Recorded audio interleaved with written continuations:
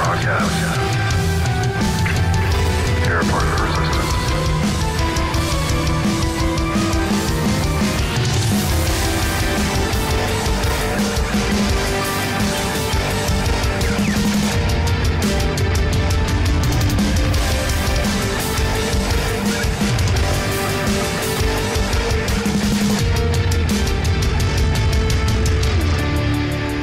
Welcome back to the Resistance broadcast. I'm John Hoey. Thanks so much for joining us today and being a part of the Resistance. We have an awesome show for you today. We are bringing back the Will of the Force. We're going to ask ourselves, will a bunch of stuff happen in Star Wars in the future? And we'll let you know. We also have a great discussion about character development in the sequel trilogy that has nothing to do with Rey or Kylo Ren. As a matter of fact, it's what the effect of those two characters have on other characters' development.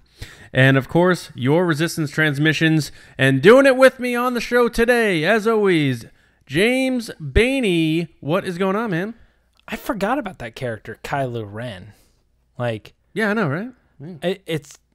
It's almost as if there's usually someone on this podcast that brings up Kylo Ren all the time, but they've been missing for 3 episodes.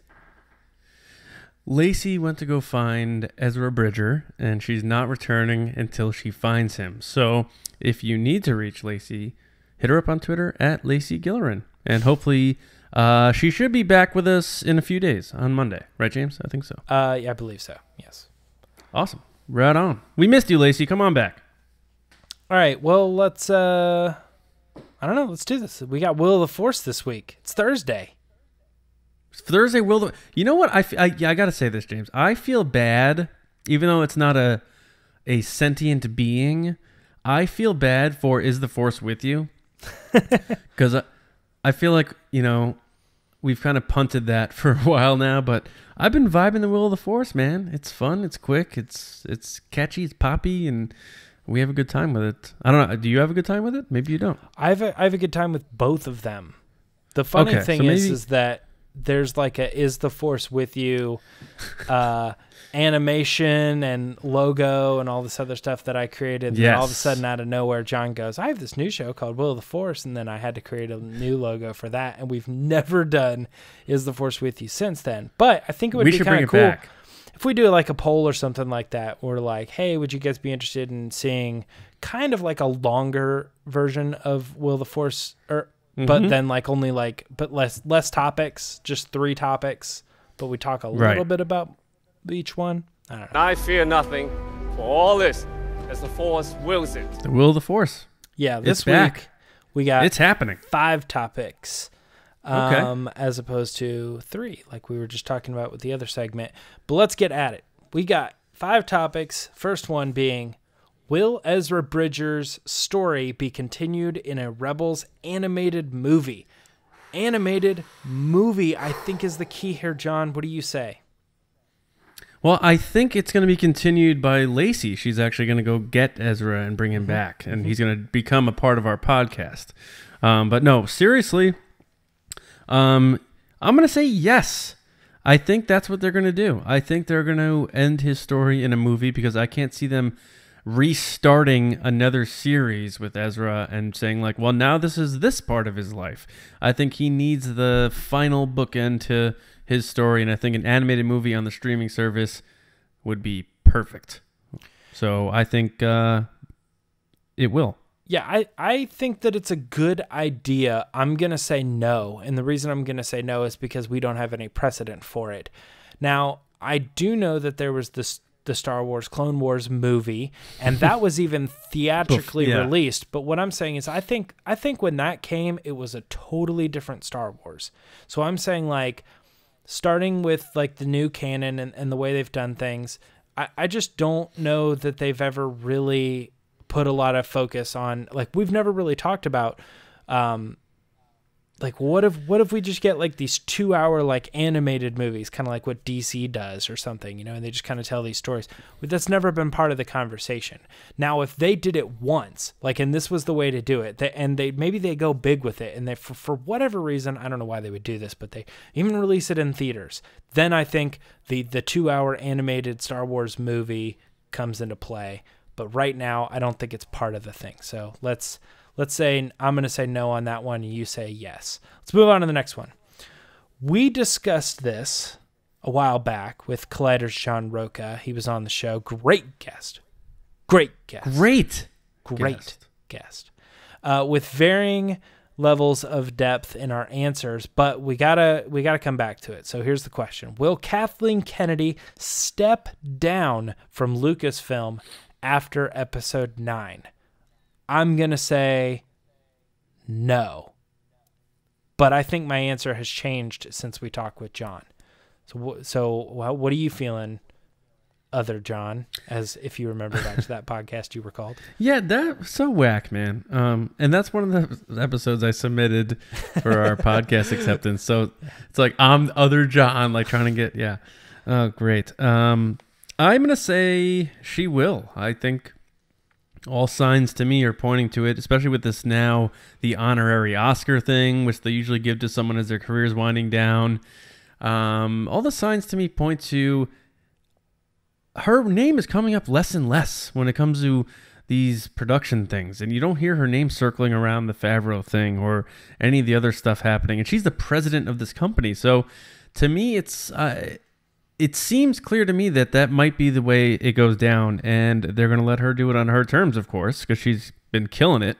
But I think she will. I think she's approaching 70. She may have had enough. So I think it's very likely that, yes, she will step down after Episode 9. Yeah, it's always possible. I think there was a period where I was like, dude, I get it. I love The Last Jedi.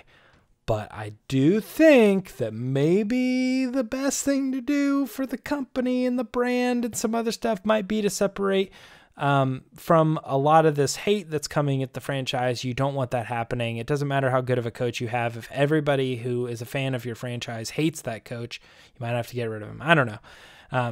But I don't know. I think I've kind of come around. I think the more and more she kind of disappears, I think that's just like a play to kind of drag it out a little bit. And maybe by the time we start ramping up back into Episode 9, people come back around. Okay, 9 made Last Jedi a little bit better. I kind of like this. All right, cool. I don't think she necessarily has a reason to leave because she's got a whole other franchise that's completely separate anyway. So I don't know. We'll see. Who knows? You brought up a good point, though, about the honorary award. I'm going to keep that in mind. Next question. Will the Benioff and Weiss films be the next Star Wars films to hit theaters after Episode 9? I was just talking about that. John, do you think that the Rian Johnson stuff's getting pushed back past the Benioff and Weiss stuff? I think their movies will appear before his, but I think the next Star Wars movie to hit theaters will be an Obi-Wan Kenobi movie in 2020. And I think it will be announced at Celebration in April, and I'm going to ha-ha in your face when it happens. It's very likely. I have no clue. I think that the interesting thing of this is I think everybody got the vibe that Rian Johnson was going to come first. He was going to kick it off. Then Benioff and Weiss was going to do their first movie, and then they were going to go back and forth. And now there just seems like a possibility that Rian Johnson's working on this other movie. I'm going to say yes. I think that Benioff and Weiss might actually put out theirs first over this Rian Johnson thing, and that could be just spread out that time. Let that heat get off his name a little bit, possibly. I don't know. You want to move on to the next one?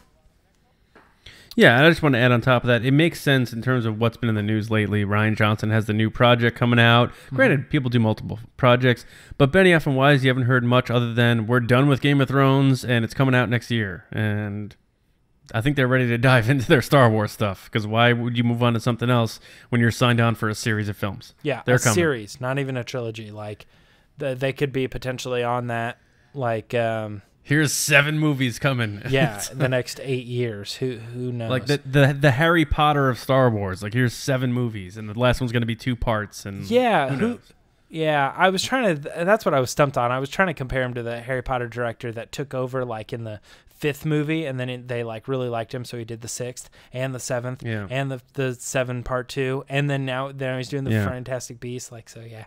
He just got bought in on the Harry Potter stuff. All right, so we're moving on to the next question. Will the Sith tangibly return in episode 9? Tangibly return? I am going to toss to you before I answer. Go. What do you think? No, they're not. They may be mentioned, but the reason this word tangibly is important here, because otherwise you can run away with different things here, like, if they get mentioned or there's a flashback. Will Sith return in our presence in episode 9? There's not enough time to do it. If this was the middle chapter, I'd say, yeah, maybe. DJ, maybe. But episode 9, no chance. I'm going to agree with you on that one. I think the fact that they have tried very hard to separate Snoke from the Sith. He's not Sith. He's a dark side user. The rule of 2. Well, there's not 2 anymore. There's the Knights of Ren. You can't sit at our table. Seats taken. You're not Sith. Just so many things that they've said that they've tried to differentiate from the Sith. I really would find it surprising if in episode 9 they come in. And I mean, it could be cool if they wanted to do it. I just don't think it's likely. James, do you think Joseph Snoke was bullied in high school?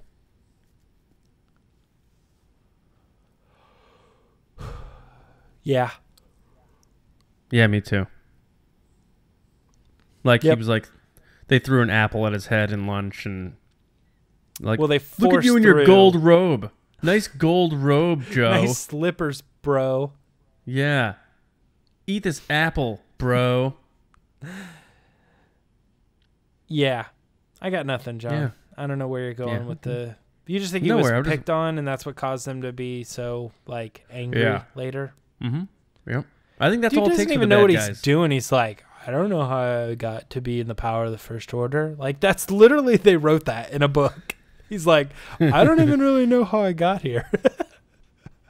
But he's here. Yeah. I like Snoke, though. I'm with everybody. I want to know more about him. All right, we're getting too long on these. Will the Force. Here we go. Last one. He's currently filming for episode 9, but we are looking forward. So we're going to ask the question, will Mark Hamill ever appear in another Star Wars live action production as Luke Skywalker? Keyword being live action. John, is he coming back? Yes. Yes. He will. Yep. They could use him in flashbacks and other stuff. He's not exactly a high sought out actor. We saw what happened when Star Wars vanished years ago. The guy was rummaging the streets for half-smoked cigarette butts and gaining a lot of weight eating fast food. Like, Mark Hamill loves Star Wars. He loves being a part of it. He never disenfranchised himself from it. If he's willing and they could find a story to put him in, you bet your ass they'll get him involved in some way. Now, will it be big? Absolutely not, but I can absolutely see it, so I think it will. And also, they can do that whole de-aging stuff now. Oh, so man, they can you be took like, they could even be like, here's 50-year-old Luke Skywalker for some reason, if they want to do like a young Ben Solo thing with the kid from Stranger Things. I know you love that type of stuff. So, yeah, I say yes, we will see Hamill again in some flashback year-olds type of stuff. Yeah, I'm going to say no. I think like he's going to do his thing 7, 8, and 9. Contrarian. But when I read this, I could easily see if this were a question that he was posed like at a convention where he's sitting up there, would you ever return? And his answer would be, I would love to come back. If they ever wanted me to come back, and the crowd goes nuts. Back. And I know I'm not getting any younger, but I've seen those Marvel movies. I know I saw Ant-Man. I saw, like Kurt Russell I just and could Guardians see 2. Mark Hamill playing off of like, there's so many technological advances. Who knows? I could come back and I'd be 19-year-old Luke again. And, yeah. So I think that he would be willing, but I just don't know if like the bigger company at play would be like, do we want to try to use this technology to bring him back, or has his story been told? And I think that's the biggest, most important thing is like, Last Jedi was supposed to finish Luke's story, and people felt unsatisfied by it. So I think JJ's job is to come in here and give you the satisfying Luke Skywalker ending, so that he doesn't have to make one more appearance, in some TV show or something. So, all right, that's it for Will of the Force, guys. That's all we got. But remember, we are willing to take your submissions. If you want to send them in, just hit us up with hashtag Will of the Force. We'll check them, see if there's some good ones in there, and maybe they'll end up on a show. And if they do end up on a show, we'll even give you the shout out. We'll tell you who sent that Will of the Force question in. But we got bigger fish to fry, John. We got a discussion coming up. Yep.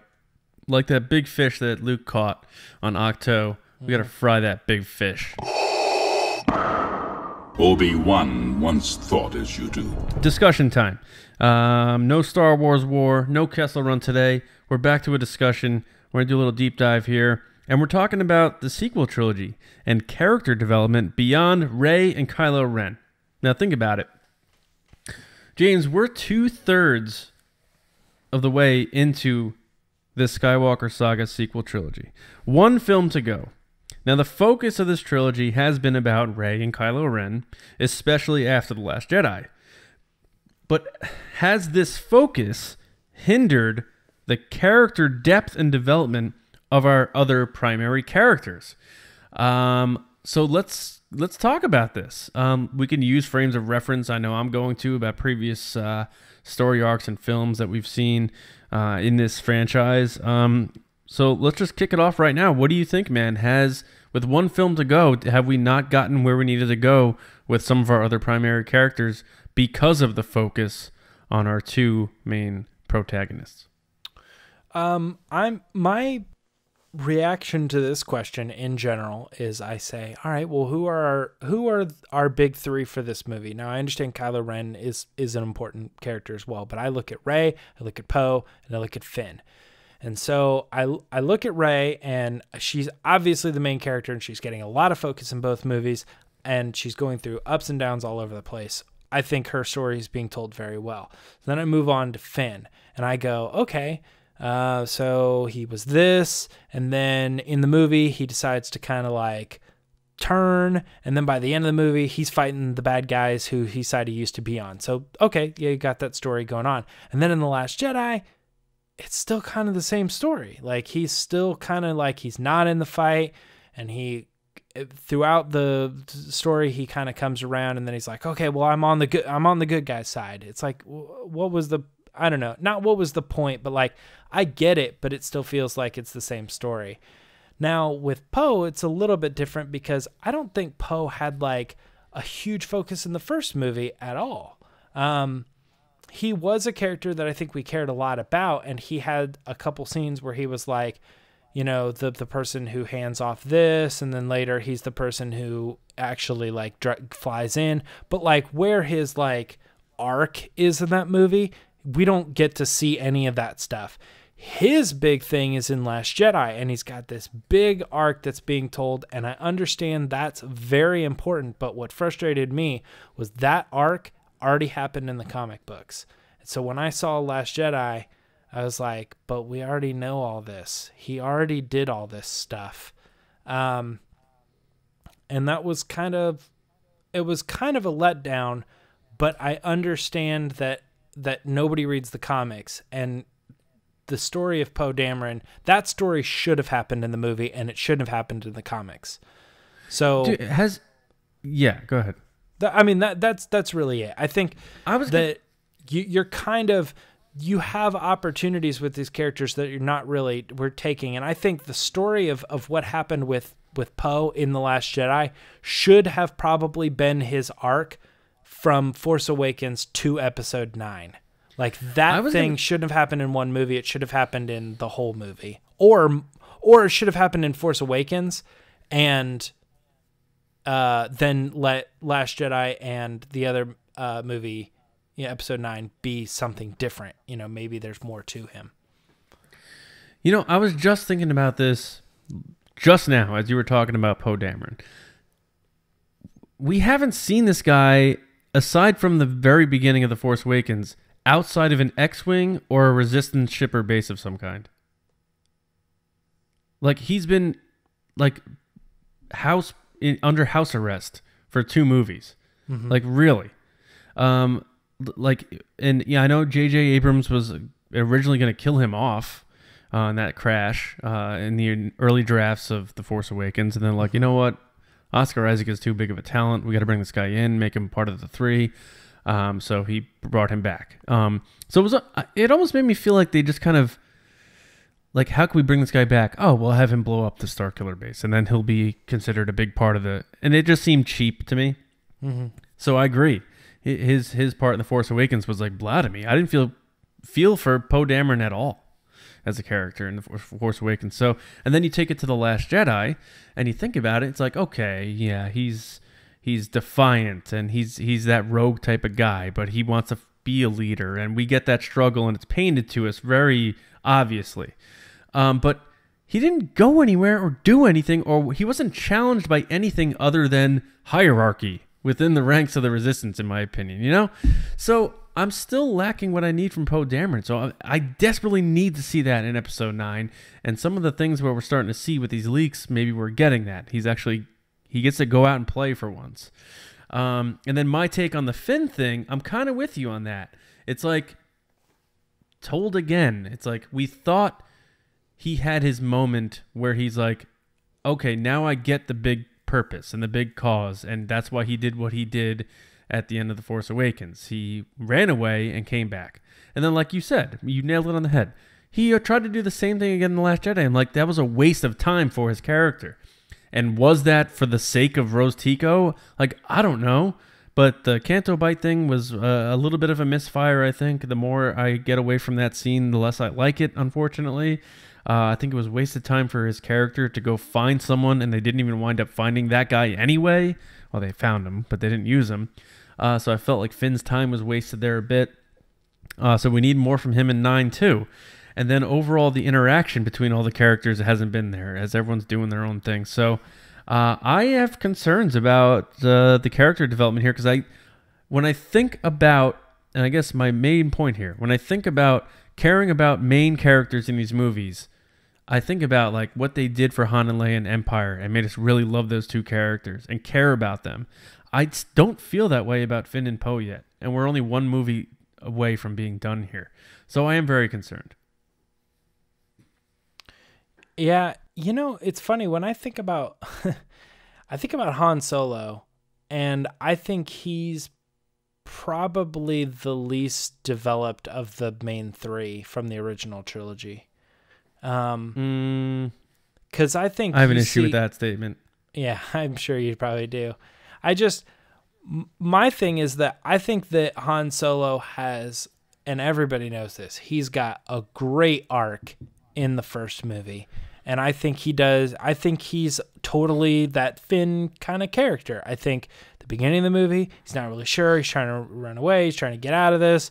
But he's getting pulled in for some reason. And by the end of the movie, he does the heroic thing. And at the beginning of Empire Strikes Back, now I know that Last Jedi takes place very shortly after. But at the beginning of Empire Strikes Back, there's no question. Han's on the side of the rebels. Like, he joined them. Right. That was him, you know, coming back. That's the same as Finn fighting Kylo Ren. He's joined this other team, this resistance, you know, against the First Order.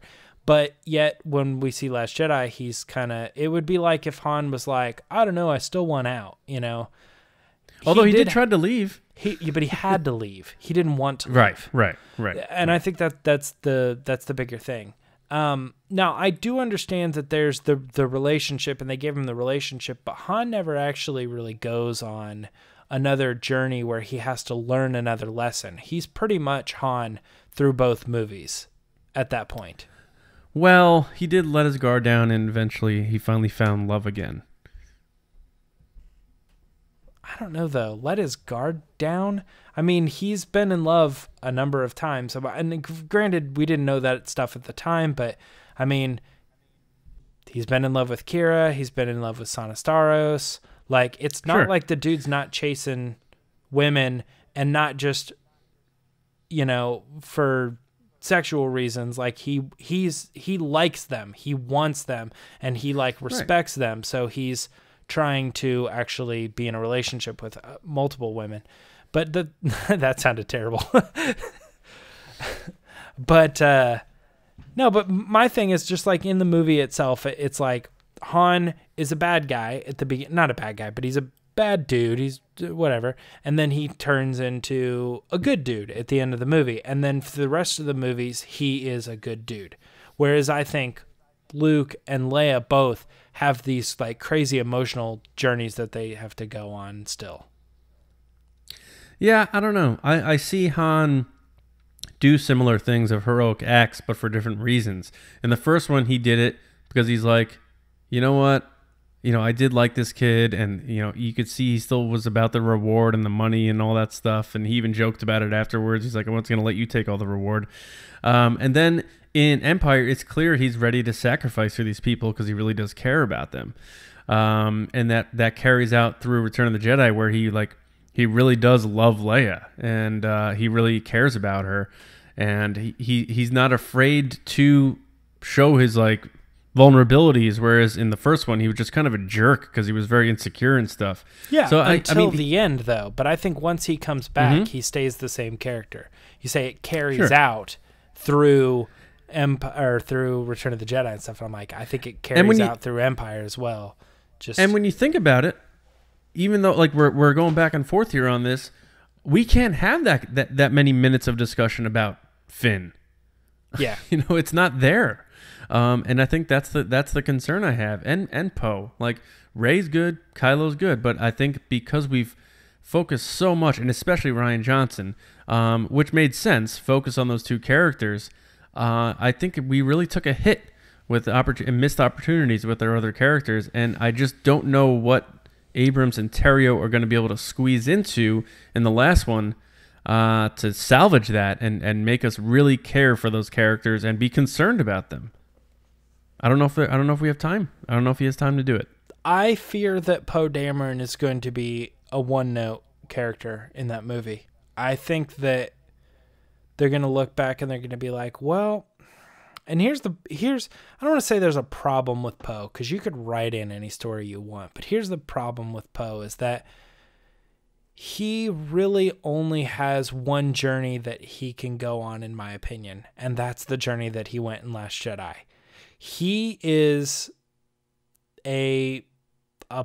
he's a maverick pilot, basically, and he doesn't understand the significance that one day he's going to be held responsible for everything that, is right now in the Resistance, and he's going to be the person to take over that leadership.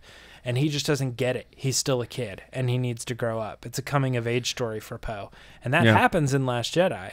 It's just like, now that he's of age, it's such a bummer. It's kind of like going back to Finn. It's a bummer when 5 minutes later, he doesn't learn that lesson. If he starts episode 9 and he's like, we got to send all of our troops out, and then they all get killed, and he's like, oh no, I should have thought that through. I'm going to be like, what? You've already learned this lesson. Right. Well, that would be a bummer. What I hope happens for Poe Dameron is I hope he's not the leader of the Resistance in episode 9. I hope it's a kind of thing where he's like, it's been a few years and maybe he tried it and he's like, this isn't for me. This isn't who I am. I'm not a sit behind a podium kind of guy. And he willingly gives that title up to somebody. Maybe that's a Monahan or a new actor who comes in and be the Resistance leader. I don't care who the friggin' Resistance leader is, so get some actor in there, that's fine. And Poe still learns his lesson from The Last Jedi and is a smarter fighter in that sense. So he still carries that with him, and he's still a leader, but he goes out and gets into the adventures that we need him to get into and humanizes himself more through experience and fun and adventure that we want to see in these types of space operas. That's my hope for him. That's because if he becomes the leader of the Resistance, then he's still on house arrest and he's stuck being this stupid leader, flipping switches and telling people what to do. That's not going to help him develop his character. So my hope, and it's just my hope, of course, is that he's not the leader of the Resistance in episode 9. I don't know. I'm giving a lot of thought to that. I'm like, he could be the leader of the resistance and still be out on the front lines. First of all, there's only so many of them left. So I don't know why he would be back at base. Back at base with who? The 3 people back at base? You know why I say that? I only say that because, like, in the original trilogy, Leia was the leader and she was out doing her thing and good. But she wasn't the leader. Zatanna was the leader, and there was other people who were actually controlling. Right. But she was still giving orders and one of the top members of the rebellion, and she was referred to that, and it was her rebellion, and down the line. My point being, in the sequel trilogy, if you're the leader of the Resistance, you are stuck on a ship on the base behind a podium somewhere. Whether it's Leia or Holdo or whoever, you're not going Akbar. You're in the console. You're kind of stuck where you're at. I'll tell you this: I like your idea of him saying, "Look, this is a big move for me, but it's not me." Yeah, you know what I mean? That's what I mean. Yeah. I've been raised to be this person, but I have to be true to myself and give that up. I don't know. That could be interesting, but I think I don't know. Man, I don't know. It's kind of tricky, man. That's difficult. Well, it'd be funny if at the beginning of 9, like we get a joke or something between Finn and Poe that fills in a gap without wasting time. Like Finn could be like, "Yeah, well, you were the leader of the Resistance for what, like 10 minutes until you went and bombed that blah blah blah," and Poe could be like, "Well, that's all I know, man," and we could be like, "Oh, okay, so." He was, and then he did something, and he realized this wasn't for him. That I like the idea, but I don't like that execution, and not because it's short lived, but because you said, well, you were there until you went and bombed the thing, which undercuts everything that he learned in Last Jedi. I just said it off. I understand, but I'm saying if he doesn't learn his lesson and understand what it means to be who he needs to be, and he ends up I don't know. It's like watching somebody become number 1, and then in the next movie they're like, I don't even like boxing. Okay, so he like, says, and he just gives up and just says, I'd rather just be a grunt fighter. It's like, well, then what was your journey to become the leader of the Resistance about? Like, that kind of undercuts that story. Or he could simply just say, well, you could have been the leader of the Resistance, but you didn't want to do it. Or Here we go. Hot take. Ready? Oh, boy. He dies for the Resistance. Nah. Yeah, I probably not. But I'm going to say this. That is a hot take. I'm trying to think of something that would be like, look, here's what his journey led up to. He now is in a place where he's going to put down something, the most important thing that he can put down, and it's everything for the Resistance, and maybe that is the process of handing it over. Maybe this would be stupid too, but hands it over to Finn. Finn, you're the new leader of the Resistance. Wait a minute. But I don't know. So he's about to die for the Resistance. Idea. And then Rose Tico flies out of nowhere and knocks his ship. Okay. No, I could see him. I could see his journey being like, what does it mean to lay down the ultimate sacrifice? Because he put everything in risk at Last Jedi, and he realized that it's not about that. And then I don't know. I guess I'm kind of backtracking. I'm not really sure. This is going back to my very first point. I think the problem with Poe Dameron is the main story of his character has been told. It was told in Last Jedi. It should have been told over 3 movies, but it wasn't. They weren't really putting focus on Poe at the beginning, so then they told his story in 1 movie, and then I think he's just going to kind of get sideswiped in the last movie. Like, there's going to be too many other things going on that they're going to be like, yeah, Poe, Poe, he's there, he's doing his thing. He's the leader of the Resistance now. Boom, that's it.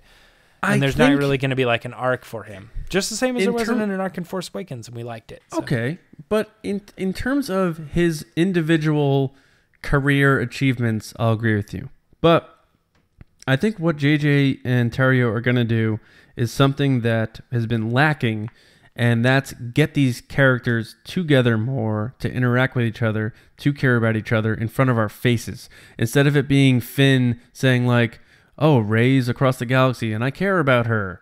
Let's get them together again. And the same thing with Poe and Finn. Like, okay, every time they see each other, they hug each other and say, buddy, yeah, we're buddies. Can we see them be buddies for more than 2 minutes? Mm-hmm. So aside from, well, his story was told and he became this high level and he has the shot to be the Resistance leader.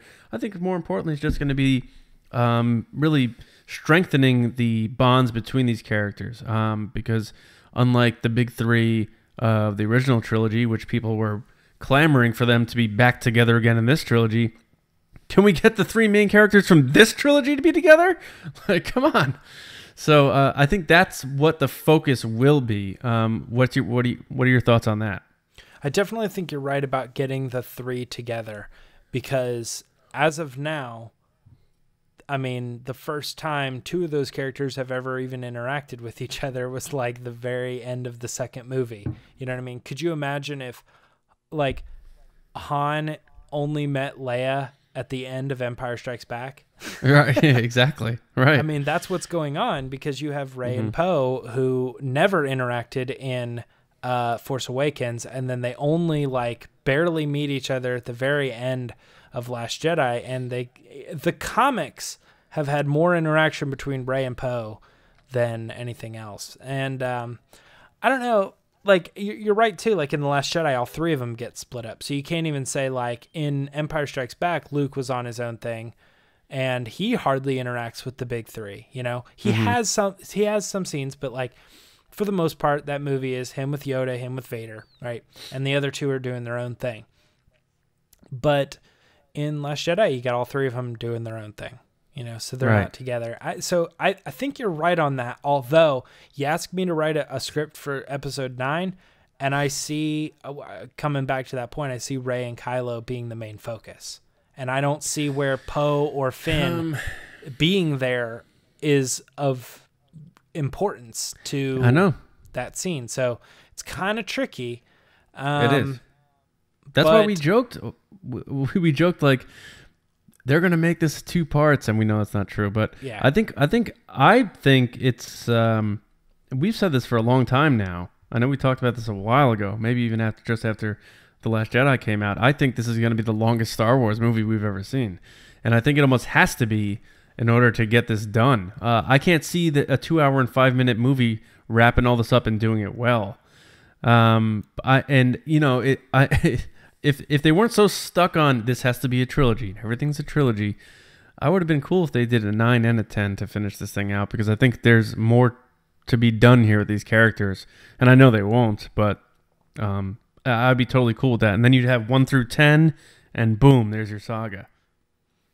Yeah, I don't know. Like I said before, I think it makes sense that there was 10 movies in that saga, because 10 is an even number. But I understand the whole like trilogy thing. I just think it's weird because like I love Last Jedi and I love, you know, the story there, but it does feel like it doesn't give us a whole lot of room, considering it jumped right off of what happened. You know what I mean? I think that's just simply saying that the other movies all had like a year or 3 years in between, they can go, okay, maybe that's where we left them, but we don't have to pick up there. Let's pick up at a different spot. Like if two people were fighting and they were arguing at the end of the movie, then by simply jumping 3 years, you could say, okay, well, we don't have to have them still in a grudge, and we don't have to have them try to sort that out throughout the movie. Let's just say they're friends again, right? And then later, if we ever wanted to, in some other stories or whatever, we can fill in like how that got resolved. But for now, we don't need to worry about that because we just want to write this story. Dude, Last that's Jedi a great coming point. Right off of Force Awakens means you kind of have to wrap up and do a lot of like how this happened and how they got here. And I think that's why you end up with the Resistance trying to escape Dakar, you know? Yeah, right. Like, and, if they would have jumped 3 years ahead, the Resistance could have been anything. You know, they could have done so much other things. You could have had the First Order have already begun to, you know, make their way into the different territories or whatever, and we'll figure all that stuff out later. But it just surprises me that you know, the First Order, they come out of nowhere with a big gun, and then by the end of the movie, they lose. They got their gun taken away from them. Yet, for some reason, at the beginning of The Last Jedi, which is like 10 minutes later, they're the new galactic government. I don't know how that happened. I'm still kind of They should add more politics into these movies and not worry about the character development. But I'm just kidding. That's where I'm coming from, is like some of that stuff just kind of doesn't make sense. I don't understand why a group of people are like willing to be like, oh man, we just totally blew up your base, but we're the rebels. We're the people who are fighting against the established government, which is now the First Order. I don't know. That seems weird to me. They should still be the Resistance. They should still be the Republic. To your point, though, about, and I think this is one of the most important points made here, is the lack of jump there between 7 and 8.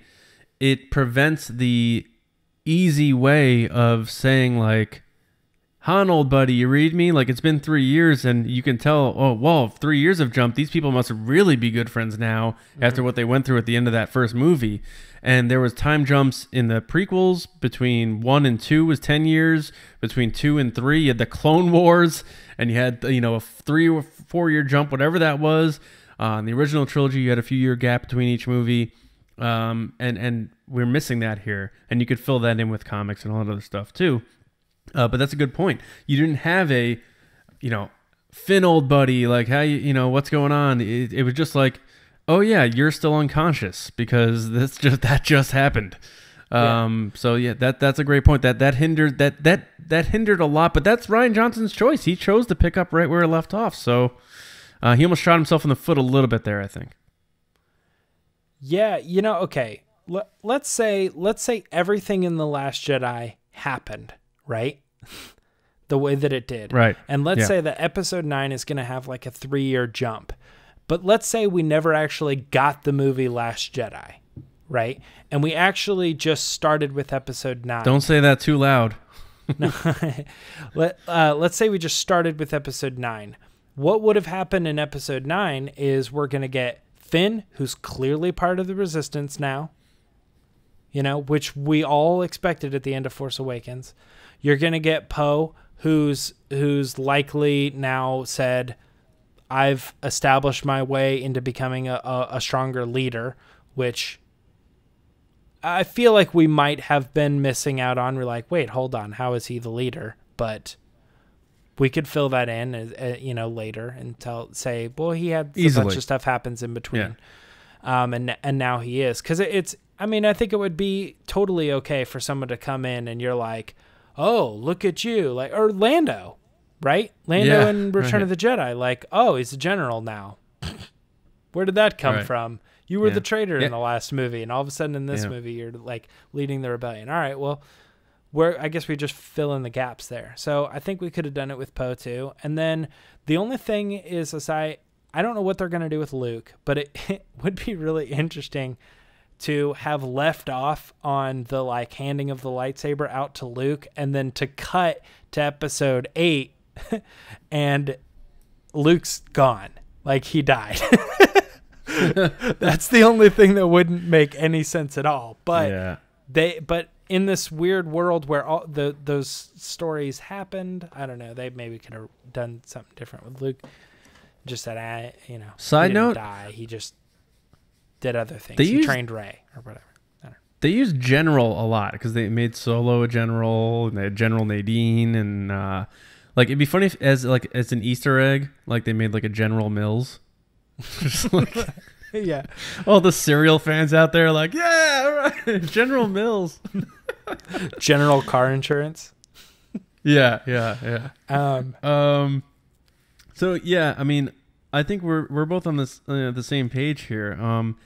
I guess it really comes down to what JJ is able to pull off with Chris Terrio, what they wrote for episode 9, and based on those leaks, spoiler alert for anyone listening to the podcast, I'm sure you keep up to this stuff if you listen to us. We've already seen Poe and Finn together in some of these shots. Now, whether they make it in the film or not, who knows? But and as we said, and credit to Lacey, it looks like that was Poe in the Falcon with Chewie and Finn. So, looks like those guys are getting together. And maybe, as I hoped long ago, that maybe Poe is taking over the Falcon, which means, what the heck's Rey doing? So, my hope, more again, like, what the is heck just... is Chewie doing? He just keeps... It's like, it's his ship, man. Just, I don't know why it keeps getting handed off to Rey, and then it gets handed off to, people were saying it's technically Leia's ship because it's like her husband's ship, so it's hers. And then people are handing off like now Poe owns it. I don't know. It's just what's Chewie doing, man? He's just sidestepping that whole thing. He's like, yo, you guys trying to get hands on my ship? Get off. And now Lando's coming back, and Chewie's gonna be like, you now too? Like, yeah, come on. Yeah. When is Chewie? He didn't get a medal. Now he doesn't even get a promotion. That guy has earned pilot. Yeah. He didn't get a medal. He didn't get a hug. He's not getting his ship. Man, he doesn't even get to go home. Chewie's having a rough go here, man. He still looks great, though. Too. He looks great. The ship requires a pilot and a co-pilot, yet he flies the ship totally fine in Last Jedi when Rey's like up in the turret. he's like, oh, he's leading him away and stuff. He's like going in and out of the craters and stuff. I'm like, apparently it doesn't need a co-pilot. He's doing fine just as he is. And then it's funny that I posted that thing about punch it. I punched the gif of Han Solo telling Chewie to punch it, and he hit something with his right hand. Yeah. And you brought up the point, well, don't you take those 4 levers in the center and push them forward for hyperspace? It takes 2 people like normally to push it up. Like we've seen L3 and Lando do that. We've seen Han and Chewie do that. We've seen, I think punch it is like Chewie has a button on his side of the thing where he just hits a button and says punch it, and that does it also. Because you clearly see like Peter Mayhew just jam his wrist into the right side of the console. Yeah. And they show it like from the back too. So like it's not like he was pushing that button and Han was pushing the lever up. It's like what? It just did it, I guess. I don't know. We'll have to ask Matt Martin if there's a punch it button, because I love the fact that Chewie just can do that. And maybe he has his own way of like, I know how to make this ship work. It's a hunk of junk and I hit this thing here. What happened in The Force Awakens when they took off from Han's like cargo ship? Did he punch it or did he push up? That's a good question, because I know he had the Rathtar sucking on the screen on the windshield, and I don't know if he punched it. It's almost like a punch it scene. Like he should have been like, we need to get out of here like right now, boom. Yeah. We'll have to look for that punch it button. If you guys know where the punch it button is, let us know. We'll talk more about it. But I mean, that's all I got for this discussion, man. What do you got? Anything else? I don't know. Not a whole lot. Nah, that's probably it. I mean, honestly, we'll probably check more back in as more stuff comes out, right? Because I think this is the type of discussion we could revisit. The only thing that I thought was interesting about this, not the only thing, but like the main thing that I got from this is like, it almost gives me a little bit of perspective of the people who said like, Last Jedi was not a good movie.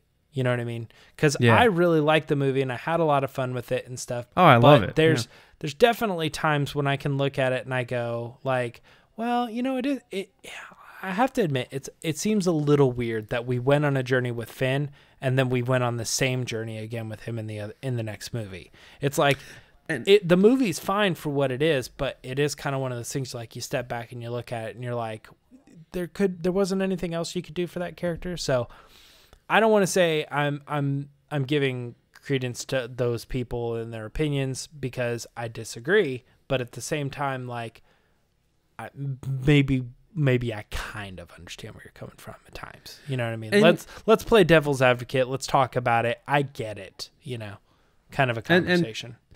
And to that point, a lot of people get so hesitant on the other side to say anything critical about these movies, as though if you say one bad thing, that means like you're a hater. That's not true at all. And I really want to hammer that point home, because I felt like even sometimes when I say something minutely critical, people are like, oh, why do you hate, don't be a hater, blah, blah. It's like, no. Like, it's perfectly okay to be not a jerk and be critical like of something you love, and just like some things you may be nitpicky or don't necessarily like. It's perfectly normal and fine to do that. You don't have to pretend to love every aspect of everything, because that's disingenuous to me. So, you're going to hear me and all of us on this podcast and say things that we don't necessarily love, and we've been doing that forever, and it doesn't mean we don't like it. We absolutely love it. So Just everyone needs to like relax with the whole. You have to either love it 100% or you hate it. There's obviously little things we're always going to find that we don't necessarily always love. I'm sure there's been a Chipotle burrito that James has had that he didn't necessarily love.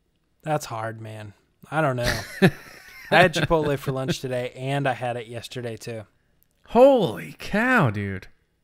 I would say it's easily twice a week. That's brutality. It's glorious. All right.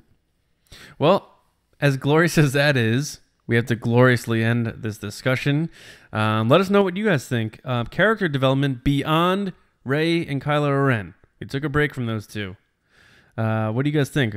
Finn and Poe, did they suffer a bit because of the focus on the other two? And where can we go in Episode 9 with JJ in terms of really developing them up a bit more? So let us know what you guys think. Hit us up on Twitter, email us, resistancebroadcast@gmail.com. And yeah, let us know your thoughts. We'd love to hear it. And we're going to hear some of your thoughts right now on something a little lighter in our segment that we love called Resistance Transmissions. James, what's cooking? This is what's cooking. There are a lot of people who listen to this podcast, and not all of the people who listen to the podcast have a Twitter, but you need to get a Twitter. You need to get on it, and you need to follow Resistance Broadcast on Twitter, because we do this really cool thing called Resistance Transmissions. And I know you know what it is because you're a listener to the podcast, but this is how it works. We're going to put out a question. We're going to put out a topic. We're going to put out a photo that says like caption this or something like that. And the only way that this section works is people writing in, giving the comments, giving the captions, giving their opinions. We want to hear what you have to say. And if you're Preach.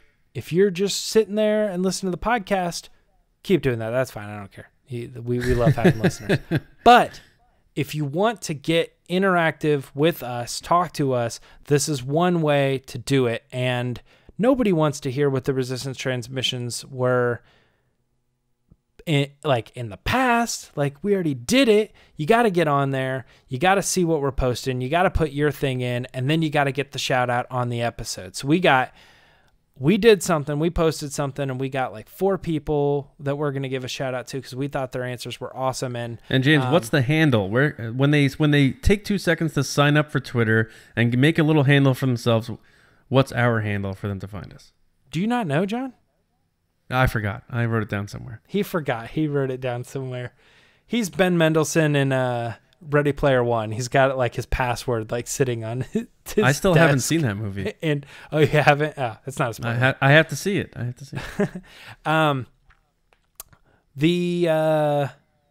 What is it? What are they called? Tags? Our name? Our call sign? It's RB. Our handle. Handle. Yeah. RBATSWNN. And that stands for Resistance Broadcast at Star Wars Newsnet.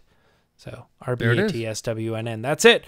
But here's the thing we did. So Billy D. Williams, you saw the video. He's punching. He's in shape. He's looking great. What song do you think Billy D listens to in his earbuds, on his headphones, in his Beats that he uses to get in shape for his role as Lando Calrissian in Star Wars Episode 9? So what's the music he's listening to when he's getting in shape? We got Hyperspace and Holocrons at Yoda Rules 78, and he says probably the most obvious one everybody thinks of. It was a great pick. Survivor's Eye of the Tiger. Come on, this guy's working out. He's rocking it up. Yeah. Mm. And he is listening to some Eye of the Tiger, and that makes so much sense. So then we got Supreme Bearder, Trevo Ren. This is a crazy name, at Spin Up the FTL. And he said, come on, it's Billy D. Smooth Operator from Sade. Is that Sade? Sade? Sade. I don't know who these is. I'm not into classical music. No, I'm just kidding. But anyway, he says Smooth Operator from Sade has to be his cool down track. So you don't know that song? Yeah, I think I know the song. I just don't. I would never be like, what I want to listen to right now. Smooth Operator. Yeah. That doesn't make me want to punch things, though. Siri, pull up favorite tracks from Sade. Yeah. I'm probably insulting him. He's like, that's my favorite song, man. That's what I picture Billy D cooling down to. Supreme, right. So Supreme Bearder Trevo Ren right now is driving around, listening to the podcast and also listening to Sade's greatest hits, saying like, yeah, that left James ear, right Baney, ear. that James Baney, that son of a gun. All right, MIXTER has probably the best answer though. He says it's at MIXTER 110. MIXTER 110. He says Yub Nub. Ooh, so pre-special edition. Yeah, I was gonna say that too. Interesting. Pre-special edition. James, what do you go with? Are you celebration? Are you celebration end theme or are you Yub Nub? Which one do you like? I am. Oh man, I like them both, but I will tell you this: when I think of that scene, I think of the special edition version. So do I. Yeah, here's my thing is I think when they added the music to the Jedi Rocks and all that, it's like, yeah, this wasn't better than what was in there. But I honestly think that end song, like it really it strikes something with me. I think that song is also really great. And it makes me feel good, and it makes me feel like the trilogy's closed up. I'm not saying that the other one doesn't, but it's just like, it's not like somebody came in and said, here's something good, and then now here's something garbage. It's like, here's something good, and also here's something as well, that's also good. It's like, okay, they changed it, but it's still good. People are going to get mad at me who love or purists, but I think the special edition, the celebration theme, is infinitely better than Yub Nub. Oh, you don't like Yub Nub? I like it, but I'm glad they replaced it. I think what John Williams created for that is way more emotional, and that type of stuff gets me, and it's more fitting to end. Like if Yub Nub was in the middle of the movie and it was part of the Ewok, like this is getting to know the Ewoks, I'd get it. But to end a saga at that point anyway, that celebration theme is way better. What if we Star Wars ward the reasons why Yub Nub is better? I'll say this though, I like the other one too, but I think the big thing about Yub Nub is there's those strings as it nears the end, like when Anakin shows up, they bring in these deep strings and it just like builds and builds and builds, and you can hear the ending theme, the dun, dun, dun, dun, dun, dun, coming in, but how it adds to that I don't know, like the tribal aspect of like in the bones and the clacking of sticks and drums and stuff like that to make the music, that stuff meeting the sophistication of like the strings and the horns and the orchestra and that collaboration at the end, I think has the same impact as the new version where you have all of the strings and the music and the synthesizers and stuff. But then when the choir comes in,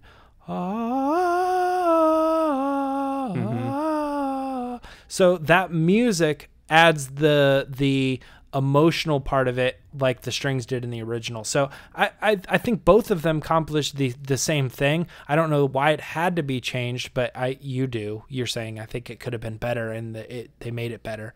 But at the same time, I think they made it just as good. It's kind of the same thing. All right, last one. Last one. We went crazy on the shortest answer. He's like Yub Nub, and we're like 5-minute discussion. Good for MIXTER. Yeah, for sure. Sometimes simplicity is best. Some of the best songs are written with 2 chords, right? Grant Zeppernick at Grant_Zepp said, way to get your handle, by the way. I know it's not Zeppernick, but we know what he meant. There's no Grant_Zeppernick. He got it. He wanted Zepp. What about at Grant Zeppernick? Oh, that's true.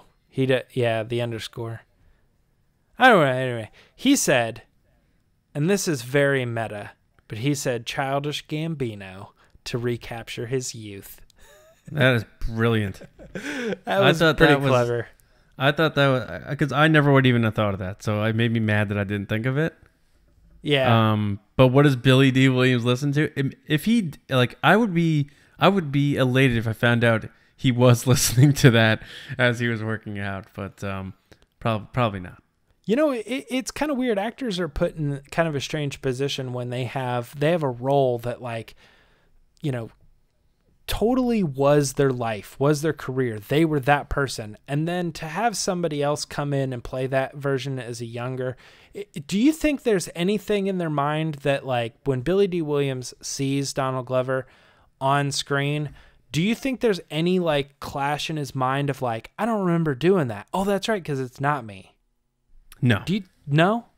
I think I would. Like, if I were Harrison Ford, I'd be like, I remember when I was 19, and I remember when he wasn't 19, he was like 29 or something, but like he was doing that, and then he goes and he sees Solo, he thinks, like, that's my character, that's me, but yet I don't remember doing this stuff because I didn't. Definitely don't think Harrison Ford thinks that. I don't know, man. Well, maybe I'm picking the wrong people, but I think that I would have those feelings. If they did it for Luke, I would say 100%, because you see in interviews how attached to Luke Skywalker Mark Hamill is on a personal level. Like, even the director in The Jedi, him crying knowing he was filming his final scenes. Like, out of all the characters, I would say Carrie Fisher and Mark Hamill are the two who are really personally attached and protective of those characters. Yeah, I don't know.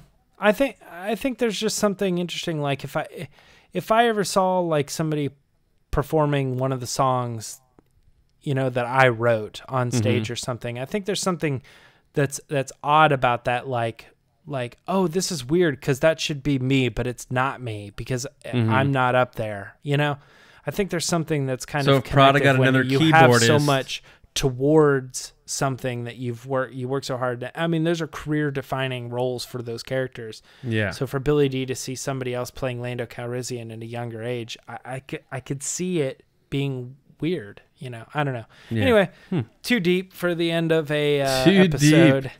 But maybe we can get into some of this weird stuff next week. Who knows? Lacey's coming back, so weird stuff is probably going to end up happening.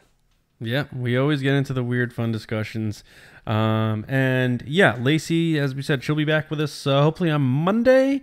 So go bother her on Twitter at Lacey Gillerin. And you have my permission to tell her that Kylo Ren's going to die in episode 9. But anyway, yeah, Resistance Transmissions, guys, we are always going to post them. And as James said, just make a Twitter account. It takes 2 seconds. It's free. Follow us at RBATSWNN. And join the fun. We know you enjoy the podcast, but if you interact with us, you'll be kind of part of our show a little bit, right? So, but also make sure, more importantly, you subscribe to us on iTunes, SoundCloud, and YouTube. Rate us on iTunes, give us 5 stars, and if you leave a review, screenshot it and tweet it at us at RBATSWNN with the hashtag #RateTheResistance. You'll be entered to win a t-shirt of ours of your choice for free. And we have about 39 or so designs. So come check it out. Also, for all of your news and information, editorials, reviews, and more of Star Wars, head to our website, StarWarsNewsNet.com, every day. And that's where you could find me writing and editing. And also you can find me on Twitter at Johnny Hoey. My name is John Hoey. James Baney, where can our people find you when you're not housing Chipotle twice a week? You can find me on Twitter and Instagram at MyerTrunks. And here's my mission to everybody who's listening right now. Where do you guys see the Resistance in 5 years? I want you guys to hit me up to tell me what we're missing. What do you think we should be doing? Where could we take the show? What could we do with the show? Give me your ideas. We're going to sort through a couple of them. We're always thinking about the future of the Resistance, but I want to know what you guys think. What do you want from us? What do you think would be really cool if we could accomplish sometime, and maybe we can aim our goals towards something that the fans are really wanting. So hit me up. Hit up any of us. I'm sure the word will get back to whoever it needs to get back to in order to accomplish some of those goals. But let us know that you want something more than just the 2 episodes a week. Yeah. So, Yeah. Where can they find you, John? They could find me at Johnny Hoey and at StarWarsNewsNet.com. And do not forget, folks, we'll be back Monday morning with another new awesome episode. So don't wrench yourself, but remember, maybe one day there will be a General Mills in Star Wars. And you know what? Maybe we will find where the punch it button is in the Millennium Falcon. And while you guys are thinking about that over the weekend, enjoy yourselves. And we'll see you in a few days, Monday morning, right here on the Resistance broadcast. See you around, kids.